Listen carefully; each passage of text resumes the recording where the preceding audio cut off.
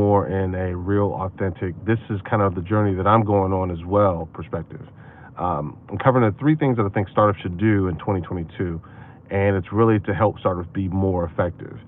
And a lot of this comes from both my life experiences and some of the experiences of other startups I've been connected to. I'm connected to a few startups that are really doing some things that are really interesting with the intention of being scalable. And I'm not going to really talk about the scalability. I'm not even going to talk about a lot what the startup is doing or the startups, plural, are doing. I come from having done startups in Northern Virginia that have been unicorns, going from not being publicly traded to being publicly traded. I've been a part of three different companies that have gone public. I've been a part of background of Silicon Valley as well as Northern Virginia, two areas, Dulles Corridor specifically. Um, I've worked, I've been involved in businesses that have worked out of San Jose. I've spent a significant amount of time at Intel. I've been able to travel because of my relationships in Silicon Valley. I've been able to go to everything from the headquarters of LinkedIn, Google. I've been able to go to YouTube. I've been able to go to Facebook. Um, I've really had a lot of experience in really getting an understanding of what startups do, as well as learning the history. Learning that most people don't necessarily know who Robert Noyce is, or understanding the Moore's Law, but not necessarily knowing who Gordon Moore is. I've had those experiences, had those opportunities, as well as getting to connect with people in many ways that have been a blessing to me. But this is not really talking about my experiences. It's really going into the details of what things startups should do to really expand their opportunities in 2022. Number one is seek advice early. If you get to a point where you can seek the right kind of counsel earlier rather than later, it's a master class in the benefits. A lot of times, people when they build a startup, they want to keep it clandestine. They want to keep it quiet without telling people a lot about what they're doing. But if you can get the right advice, not everybody's the right advice. One of the biggest benefits I've had in the startup that we're doing is I was able to connect with people from Harvard, MIT, Yale, and ask them questions that I wouldn't normally be able to get answered from someone who hasn't had those kinds of experiences. Now, do your mentors or do your experts have to come from Harvard, Yale, MIT, or Stanford? No. But if you have access to that type of learning, feel free. You can go to your normal college and university and get some wise counsel. I was talking to a local mentor, and I talked to them about a startup, one of the startups we're working on, and they said, "Hey, did you know about this Velocity Lab, which was in your area?" I had no idea about it. And the Velocity Lab is connected to a community college, and that community college has resources and assets that essentially would help the business to do things in a more effective and efficient way, bring in some of the solutions you need, and not necessarily have to pay an astronomical amount to get those solutions, especially within the community that you're operating from. So, seeking mentorship, especially quality mentorship early, getting that kind of advice early is a tremendous asset to your startup. Number two is really being able to manage your. Let me step back. Don't be an expert at everything. Know what you're good at and manage that effectively. When it comes down to it, you might be an expert at welding. It doesn't necessarily mean that you're going to be an expert at building uh, wireframes for a mobile application. One of the most interesting things I've ever heard was there was a billionaire, and he was telling a story to a bunch of millionaires, and it was a very interesting story. And the story is really about a watch. He was saying he was a huge fan of watches. He loved watches, and in being a watch fan, he's like, hey, I got this room full of 30 brilliant people, geniuses, and in this case, I could do things two different ways, and he loves watches. He said he could say to this entire group of people, hey, I want you guys to build me this watch. And he had a nice watch. It was a Rolex or something of that sort. It might have been an Audemars. But in any event, he really liked watches. He said, I could ask you guys to build me this watch a year from now. And with all these experts in the room, the likelihood is I wouldn't come up with a watch because everyone would have any kind of excuse as to why they couldn't do it. They might have had oh, I couldn't find the materials, I couldn't find this, I couldn't find that. I didn't have the right pieces that allowed me to be an expert in that particular area. And that's the reason why the watch doesn't work or doesn't work congruently or there's things that are flawed within it. So that's option one. Option two, and the part of this I'm really taking it to heart because we're working on a manufacturing project, and once we work with this manufacturing project, we were operating in a vein of being experts at everything. But talking with the guys from Yale, Stanford, they really said, think about this. You need somebody that's going to be electrical. You need somebody that's going to be this, that, and the third. So anyway, bring it back to what the guy said, the billionaire said. He said, option two, I could have each person in this room take a component or a facet of the watch and become an expert in. You are going to be an expert in glass. You are going to be an expert in the inner workings. You are going to be an expert in the chain. You are going to be an expert in the casing. You are going to be an expert in the watch hands.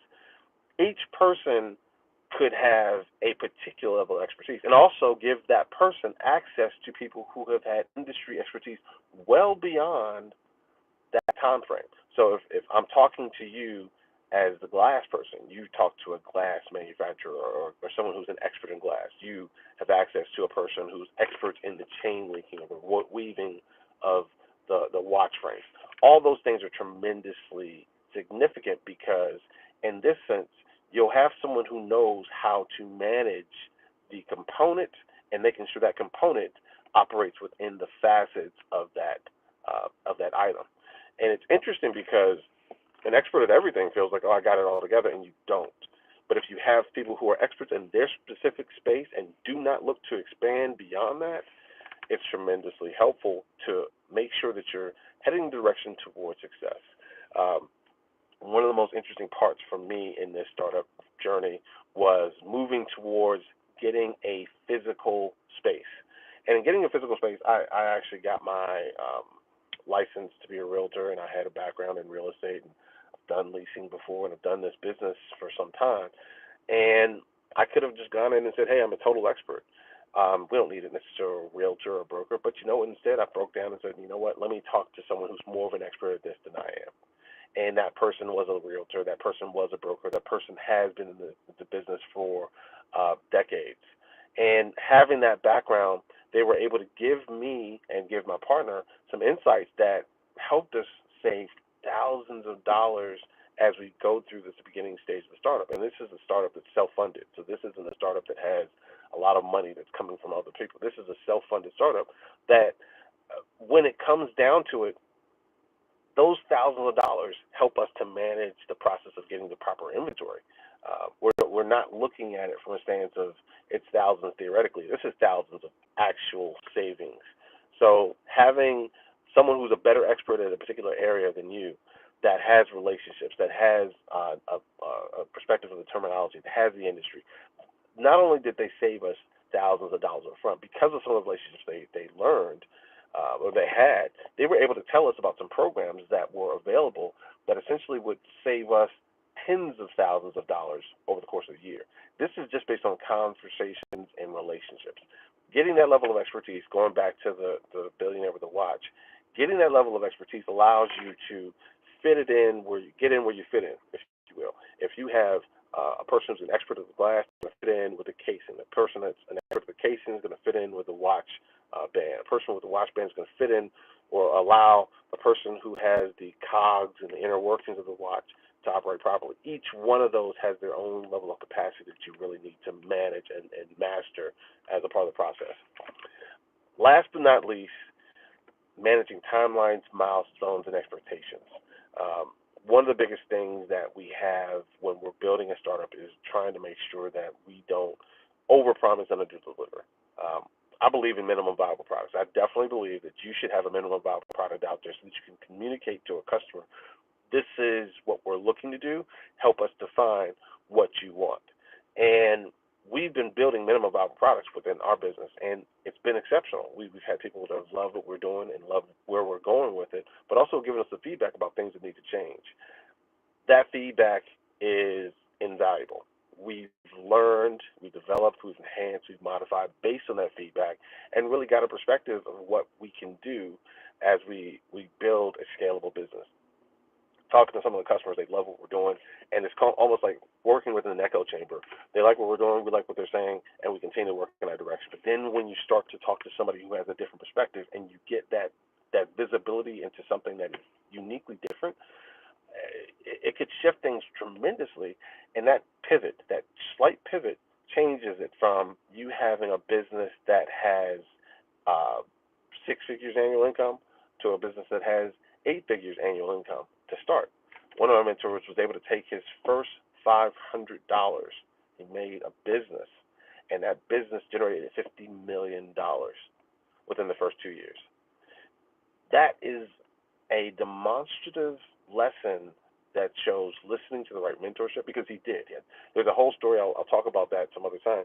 There's an entire story about listening to the experts, listening to your mentors, listening to the market that allows you to shift just ever so slightly.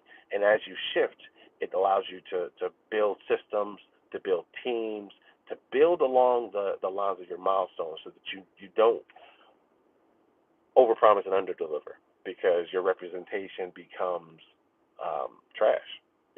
We want to make sure that we have guarantees and warranties and deliverables that are realistic.